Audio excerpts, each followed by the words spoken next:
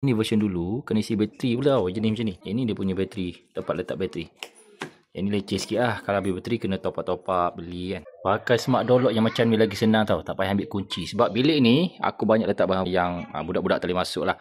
So kalau aku pakai gini macam ni, dia orang tak boleh pusing. Tapi kalau untuk aku register aku punya fingerprint saja, kau tengok. Boleh masuk. Kalau tak register tak boleh masuk tau. Contoh yang ni aku tak register fingerprint aku. Okey, dia akan jadi merah macam tu. Yang dah register dia akan jadi hijau, boleh masuk. So, ni kat bahagian dalam dia. Yang ni kalau habis bateri, korang boleh charge je dekat bawah ni. Yang ni dia tak payah pakai bateri AAA ke AA, tak payah. Ni untuk kunci spare dia kalau emergency. Tapi sejak aku pakai kan, 3 bulan bateri dia tak habis-habis guys. Serius. 5 padu lah. Charge dia akan jadi macam tu. Kau charge pakai power bank macam ni je. Nampak? Dia charging tu. Okay, and then dia menyala kat situ, tanda dia tengah charge, dia blinking lah. 3 bulan tak habis guys. Ini aku just nak tunjuk contoh kat korang kalau korang nak charge nanti. Letak dekat bahagian luar kita, so kalau kita emergency ke apa, kita boleh cucuk je kat sini, and then kita boleh masuk. Masa charge pun, kita tengah charge pun dia boleh masuk juga.